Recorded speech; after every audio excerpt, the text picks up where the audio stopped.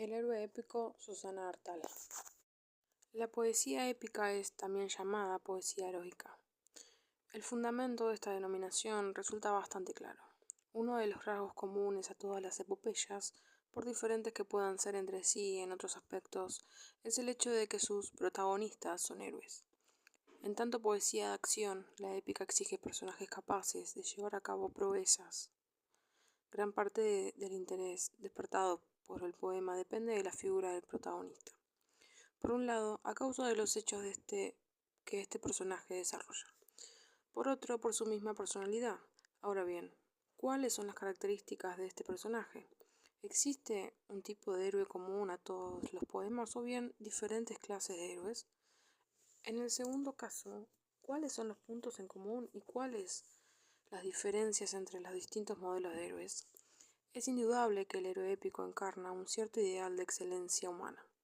Pero en tanto existen distintas formas de excelencia humana que reflejan estadios diferentes del desarrollo histórico y social de una comunidad y las cosmovisiones de ellos vinculadas, no existe un tipo único de héroe épico. Sin embargo, el hecho de que reconozcamos en personajes tan diversos como el Héctor de la Ilíada, el Ulises de la Odisea, el Roland de la Chazón de Roland y el Cid del poema de Mio Cid, distintas expresiones del héroe épico, implican reconocer que todos ellos presentan un conjunto de rasgos comunes.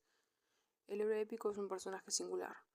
Por más que aparezca inserto en los grupos sociales al que pertenece, su figura se destaca claramente, y su singularidad es evidente tanto para el receptor del poema como para los demás personajes del cantar.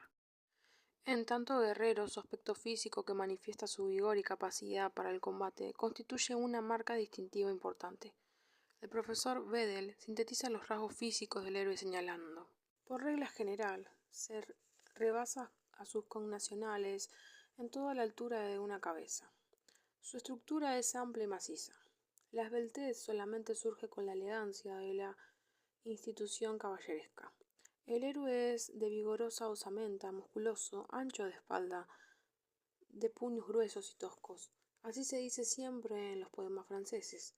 Las leyendas de Islandia le atribuyen nuca de toro, ancha espaldas, abultado pecho. Los brazos tienen especial importancia. Su longitud desmesurada pasa a ser una muestra de belleza y han de ser duros, como si fueran de madera o de piedra, con un tinte azulado o rojizo causado por las armas. Todo su aspecto revela virilidad y recuerda la vida guerrera. Manos ásperas llenas de cicatrices y manchadas de sangre. Sientan mejor a un hombre que aquellas otras que son delicadas y blancas. Asimismo, el color de la tez no debe ser pálido y suave, demostrando que la vida se desarrolla dentro de las estancias, sino de un rojo violento. Gran importancia se le concede también al caballo. Su abundancia es siempre un signo patente de fortaleza. El caballo cortado significa la imposibilidad de aparecer en público hasta que haya crecido de nuevo, y en algunos casos, como el de Sansón, denota la pérdida del vigor masculino. Y lo mismo que sucede con el cabello. Acontece con la barba. Mesar la barba a un hombre o cortársela era una ofensa mortal. Entre los órganos internos es especialmente el corazón lo que distingue al héroe. El corazón es, en la mayoría de los idiomas, el asiento del valor. En los héroes homéricos el corazón es velludo, como el pecho. No tiembla cuando se extrae del pecho, sino que se mantiene impávido, como el corazón de Ogn, cuando la presencia de Atle en un plato. En algunos casos, estas características físicas están acompañadas por referencias a la belleza. Por ejemplo, Aquiles Sigirido, pero en este atributo no se menciona en muchos personajes como Roland o Beowulf. Otro de los signos que pueden exteriorizar la fuerza que existe en el héroe es la potencia de su voz, como en el caso de Aquiles, o el poder que se le atribuye a su mirada, Carlomagno. Las armas del héroe constituyen casi una prolongación de su cuerpo y por ende gozan también de características extraordinarias. En la epopeya medieval, el arma ofensiva por excelencia es la espada. La descripción de la espada, la mención de su origen y procedencia y su destino al morir el héroe, constituyen motivos importantes en los poemas épicos. Las espadas poseen nombres propios: Tizón y Colada. Son las espadas del Cid, Durendal, la del Roldán, Neoghilin, la de Beowulf. Los héroes se le hablan y en la poesía germánica llegan a un grado tal de personificación que se les atribuye la capacidad de cantar, amonestar a sus dueños, morder y sufrir encantamientos. Entre los medios defensivos, el arma que más frecuentemente concentra la atención es el escudo. Recuérdese, por dar un ejemplo, el de Aquiles. Pero la piel del guerrero es a veces por sí misma un elemento defensivo, ya que algunos, Aquiles, Sigfrido, Guillaume de Orange, posee entre sus dones extraordinarios la invulnerabilidad. Claro que esa invulnerabilidad nunca es completa. El talón de Aquiles no alcanza a ser tocado por las aguas de la laguna Estigia. Sigfrido posee un punto vulnerable en su espada. La nariz de Guillaume no fue tocada por el brazo de San Pedro.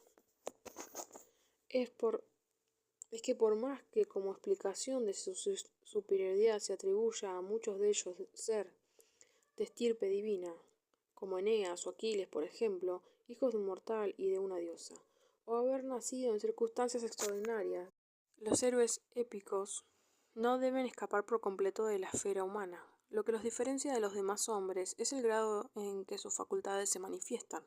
Poseen en grado superlativo cualidades que los otros hombres tienen en forma mucho más limitada, pero esas virtudes, por ejemplo la fuerza física, la valentía, el sentido del honor, la sagacidad, etc., son especialmente humanas. El hecho que las virtudes del héroe sean humanas es fundamental para diferenciar la poesía heroica de los poemas preheroicos.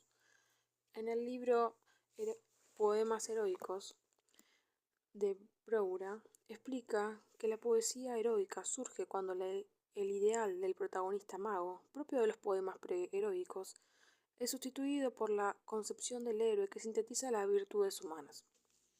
Las composiciones preheroicas están vinculadas a grupos sociales en los que el sacerdote es una figura central, por lo tanto sus protagonistas no son guerreros que sobresalen por su fuerza y coraje, sino magos, que se destacan por su especial conocimiento y dominio de la magia.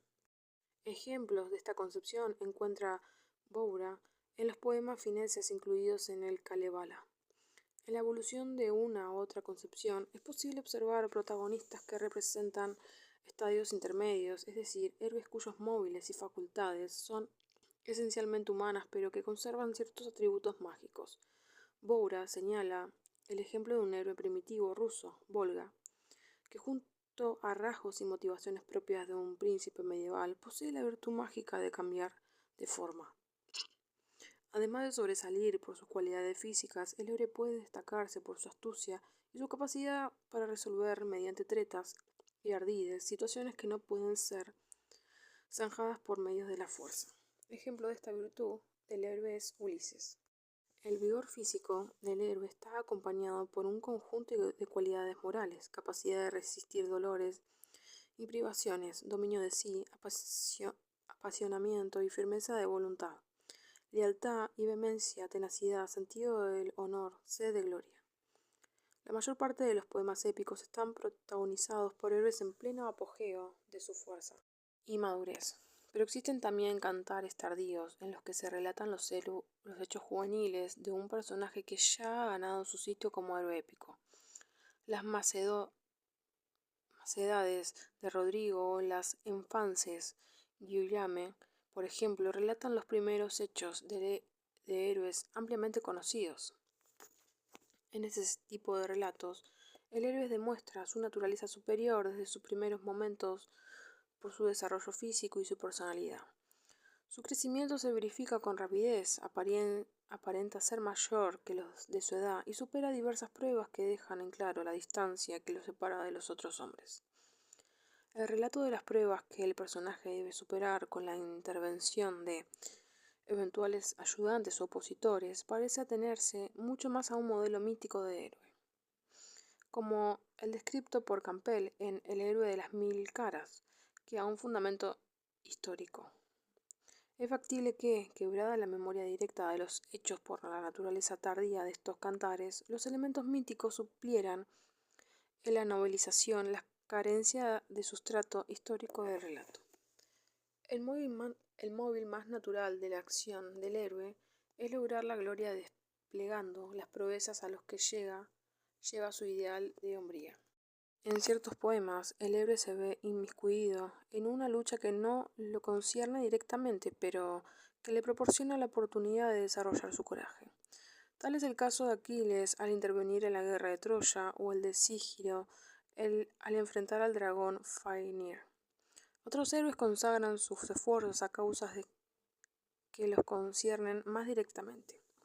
Son, en general, jefes de pueblos que tienen obligaciones como tales. Ejemplos: en este tipo de rey, Hrothgar en el poema de Beowulf, Carlomagno en el Hachazón de Roland o Agamenón en la Ilíada.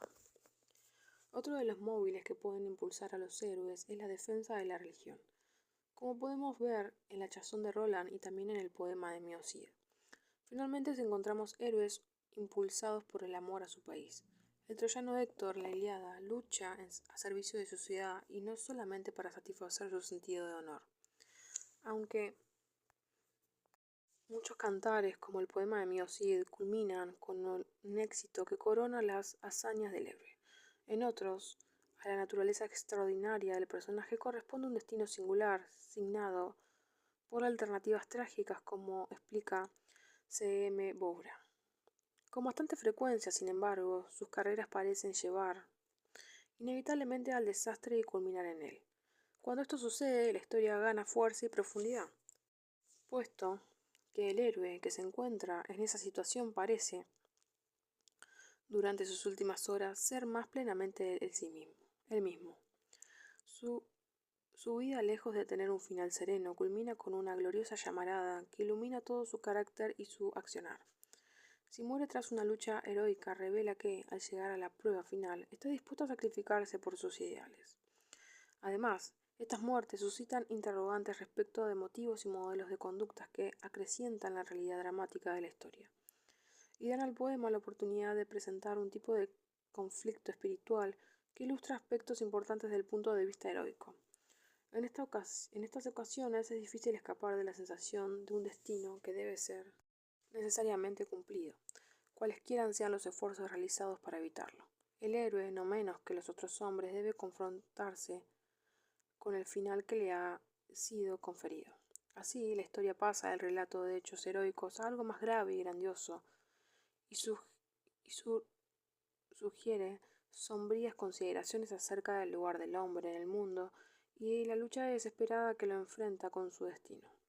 Esta idea de destino aparece claramente en el tema de la elección equivocada, en el cual el héroe debe optar entre dos vías, cada una de las cuales encierra en cierta medida una cuota del mal.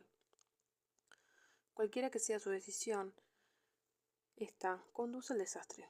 Diferente de la elección desastrosa es el error que reúne las mismas características. Este presenta diferentes formas y, en todas ellas, una decisión equivocada en producto de un error de cálculo o de un defecto de carácter. El resultado es siempre una catástrofe que, de otro modo, hubiera podido ser evitada. La causa habitual de tales decisiones es el orgullo del héroe, que le impide tomar un camino que considere deshonroso o que menoscabe su dignidad.